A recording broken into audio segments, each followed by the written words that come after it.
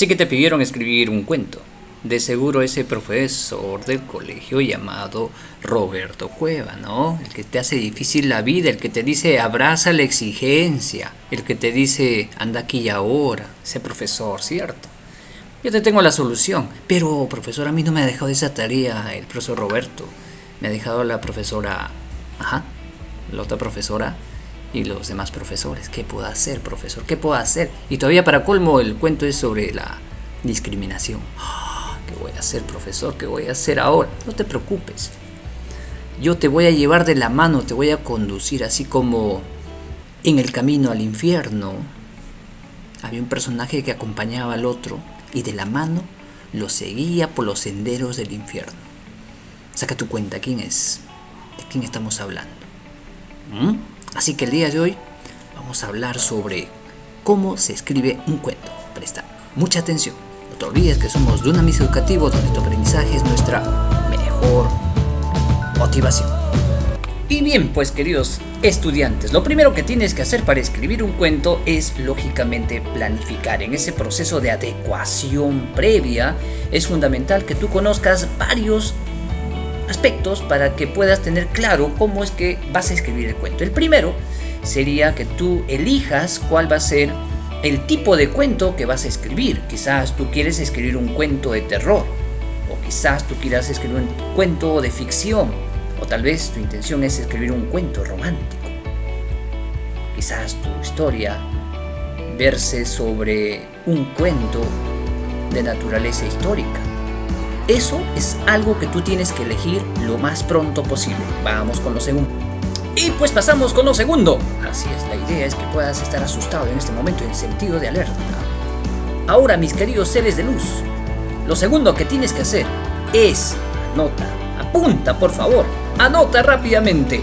Es escoger el tipo de personaje que quieres usar. Quizás tus personajes van a ser zombies. Claro, si va a ser un cuento de terror tiene que ser un zombie. Si va a ser un cuento fantástico, pues puedes colocar ahí quizás al hombre araña, pero que es de tez oscura.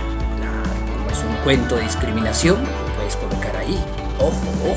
O tal vez puede ser un personaje muy romántico, entonces puedes buscar ahí a alguien que sea enamorador o enamoradora, en fin, eso va a depender de ti. Tal vez un personaje bastante común del diario, porque puede ser tu cuento histórico. Para que puedas tú rápidamente encontrar nombres interesantes, yo te sugiero que ingreses a Mr. Google y ahí puedas buscar la información que tú puedas creer conveniente. No está de más también decirte que puedes crear algunos nombres llamativos para que tu cuento sea y tenga ese efecto muy atractivo para la gente que lo va a leer. Vamos con la tercera recomendación. Y muy bien, el tercer paso es que puedas imaginar un tiempo y un lugar. Si tu personaje es un zombie, lo puedes ubicar de aquí a unos cuantos años, quizás cuando la pandemia nos genere todo un conjunto de mutaciones y eso haga que los seres humanos en su estructura genética, a partir pues de las mitocondrias, existe un problema gigantesco y eso haga que todo mute y finalmente nos convirtamos en zombies. ¿Qué te parece?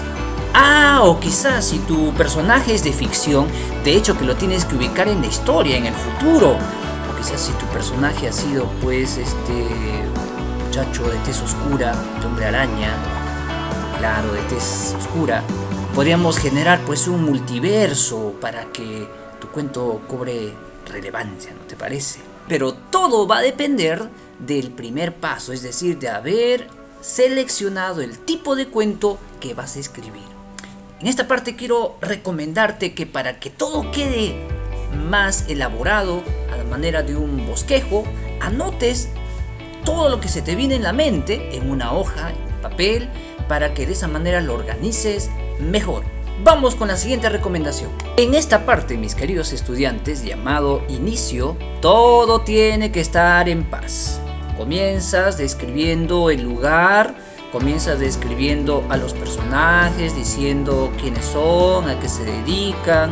Todo está en paz en ese lugar que tú has señalado, que has descrito de manera interesante, y de pronto dejas ese inicio para pasar al problema en el que se entrometen, o de pronto caen los personajes.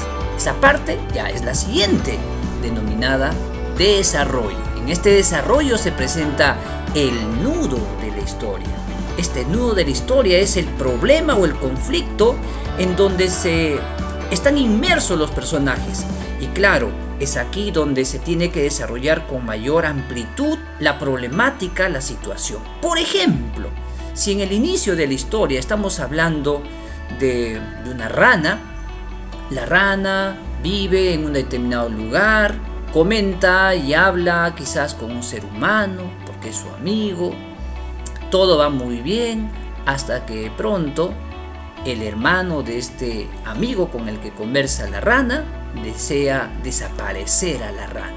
Ahí es donde comienza recién el nudo de la historia. ¿Y cómo concluiría la historia? Porque ya hemos hablado del desarrollo. ¿Cómo concluiría esa historia?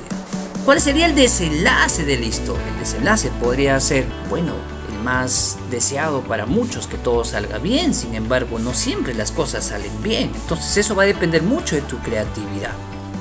Así que en esta última sección llamada desenlace, tú tienes que crear un final feliz o un final infeliz, el que tú desees. Como quiera que vas a escribir sobre la discriminación, me parece que el final tiene que ser un poco feliz.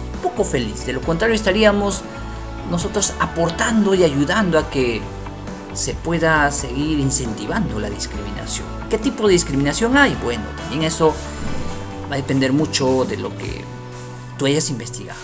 Así que llegamos a la parte final llamado desenlace. ¿Y ahora qué hacemos? Mira, una recomendación adicional para concluir. Y bien, ahora que tienes todo organizado, ya tu lluvia de ideas concluyó, lo tienes todo en un papel de borrador, procede con organizar mejor tu planificación, elabóralo de la manera más conveniente y procede a escribir el texto. No te olvides que cuando estés escribiendo el texto tienes que incorporarle varios elementos, como por ejemplo los conectores, que son fundamentales.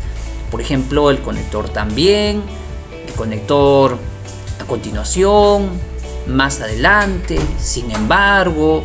Conectores como estos podrían ayudarte a poder trabajar mejor este tipo de texto. Pero también aquí es importante saber que tu profesor y los profesores del curso de comunicación van a evaluarte las figuras literarias. ¿Y qué son las figuras literarias? Y creo que valen hasta 4 o 5 puntos.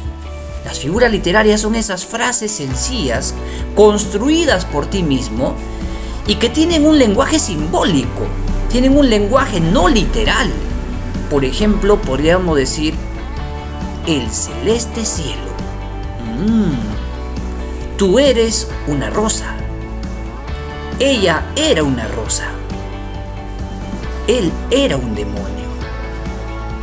No había lugar para más demonios en el salón. ¿Cómo? Bueno, son expresiones simbólicas, figurativas para decir una idea detrás de esto. En consecuencia, usa figuras literarias como la hipérbole, la metáfora, la imagen, la sinestesia, el epíteto, que es sumamente fácil, y así anda practicando hasta que tu dominio de estos recursos o tropos literarios sea el más efectivo. Yo termino con este video solamente invitándote a lo siguiente.